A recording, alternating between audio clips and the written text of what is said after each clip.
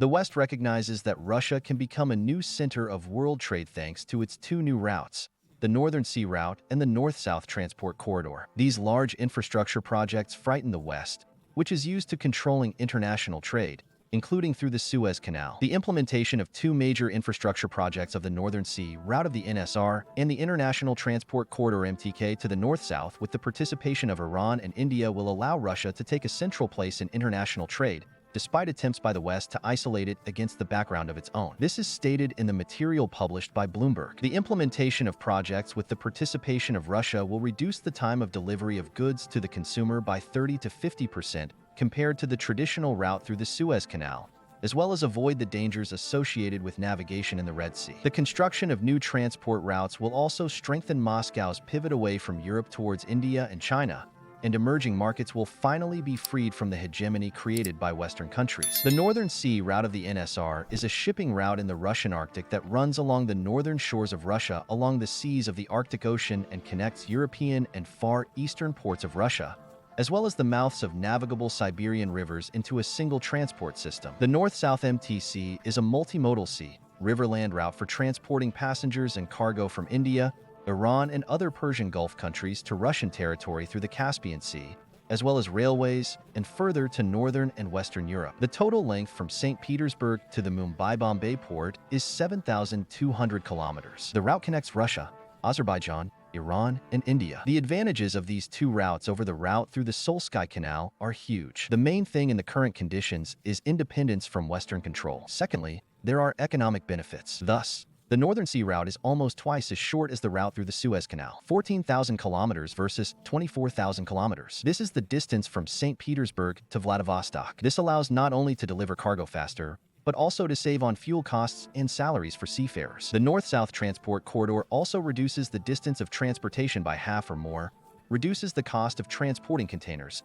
if compared with the cost of transporting them along the sea route through the Solsky Canal. And this is if you do not take into account traffic jams in the Red Sea, when ships could stand for days, and sometimes for weeks in emergency situations when container ships ran aground. Now there are no traffic jams for passage through the Solsky Canal, but the reason is unpleasant. Navigation in the Red Sea has become unsafe. Some ships are forced to bypass the Red Sea and circumnavigate the African continent through the Cape of Good Hope, and this makes delivery even longer and more expensive. The North-South Corridor, which has several routes, allows Russia to access the seaports of Iran and connect with the markets of Pakistan, India, and Southeast Asia. It is these countries and regions that are growing rapidly economically. Cargo transportation along the North-South Corridor between Russia and India in the future may take less than 25 days, whereas on traditional routes it takes almost 40 days. The cost of supplies between the two countries is also reduced by about 30%. In the long term, the North-South MFDC may become an alternative to transportation not only through the Suez Canal,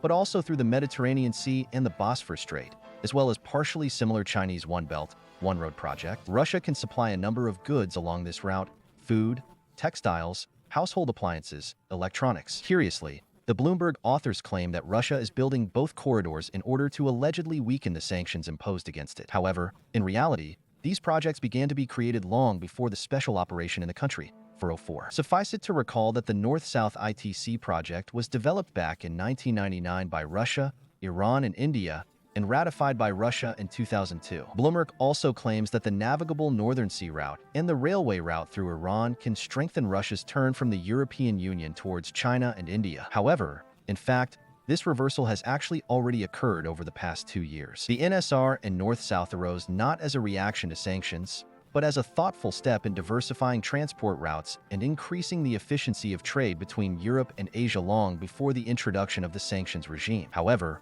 recently, two additional factors have appeared in favor of continuing their development. Firstly, restrictions on the transportation of goods to and from Russia by unfriendly countries lead to the fact that routes that do not have such risks become more priority. Russia's trade volume with the EU has decreased and shifted to Asian markets.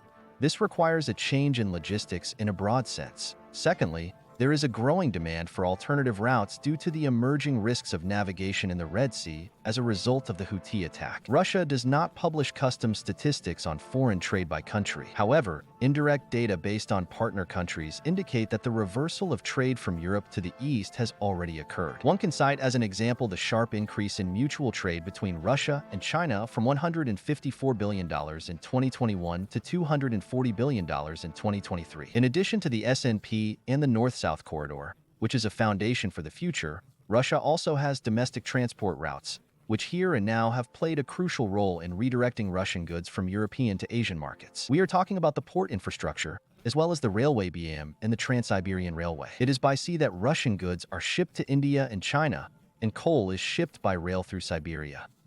Port complexes and major railway arteries, such as the Trans-Siberian Railway, have played a key role in the change in the trade balance that has already taken place. At the same time, the expansion of the port and railway infrastructure is already underway. Russia faces the task of increasing the capacity of Russian ports and doubling the capacity of BM and Transsib. These projects do not contradict each other, but complement each other. We need both. Since Asian countries are becoming Russia's main trading partners, the transport leverage is increasing, and more capacity and expansion of both existing and new routes are required to transport the same volume of goods. The Northern Sea Route and the North-South Corridor also have transit potential. This can make Russia a key participant in global logistics, facilitating transit transportation not only within the country, but also for international cruises, including from China to Europe. This raises the possibility of Russia becoming an important center of world trade. Russia is already partially using the Northern Sea Route to transport goods from Chinese companies, making additional profits from this. And what will happen when these two routes are fully operational? Russia will become a key center of all world trade,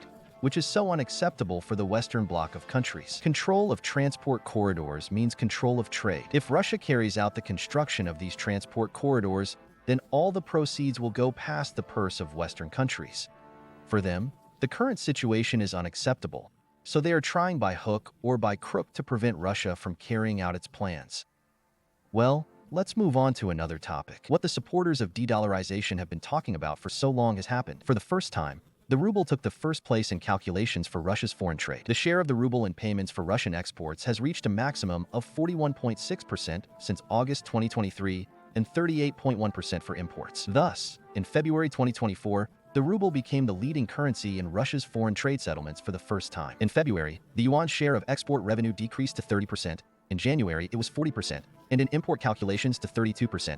In January, it was 38%. Firstly, it reduces the currency risks of settlements compared to settlements in the money of unfriendly countries. Secondly, there is a liquid foreign exchange market. The yuan-ruble pair has become the basis for Russia. An additional factor is the high interest rates on ruble deposits. The increase in the share of the ruble in settlements is an obvious consequence of the growing confidence of foreign counterparties in the Russian currency. Russian exporters are ready to accept payments in rubles, and Russia's trade balance is steadily in surplus. That is, domestic commodity exports, paid in rubles, provide the necessary liquidity and attractiveness of the ruble for external counterparties. The increase in the share of the ruble is also associated with the deepening of mutual trade between Russia and China, Russia's current largest partner. Calculations in yuan have decreased, most likely technically, as the share of the ruble is growing. In addition, Russia is mainly calculated in yuan by China itself, and in rubles with a large number of countries and counterparties. Also, Russia's budget, to the envy of Western countries, continues to remain stable, and our incomes are growing. To explain this somehow, Western journalists continue to pretend that the issue here is the rise in oil and gas prices. According to Bloomberg, Russia has sharply increased budget revenues due to rising oil prices. Although if you look at their chart, it is obvious that the main increase in budget revenues was brought not by oil and gas, but by other industrial sectors. According to the statement of the Ministry of Finance, there is a steady long-term dynamics in the inflow of money to the budget in Russia. Revenues for the 3 months on Mars amounted to 8.7 trillion rubles, an increase of 53% compared to the same period last year. Inflows from the non-energy sector increased by 43% year-on-year. Oil and gas revenues also grew compared to last year, helped by rising prices, as well as one-time tax payments from oil companies.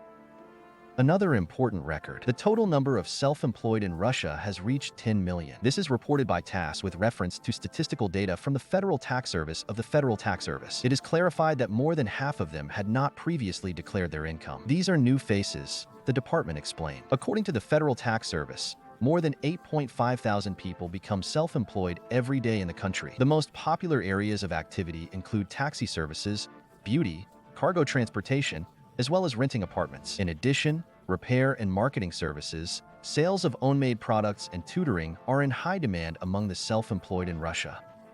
At the same time, the highest paid types of business for the self-employed are IT services, marketing, and advertising, the department summarized.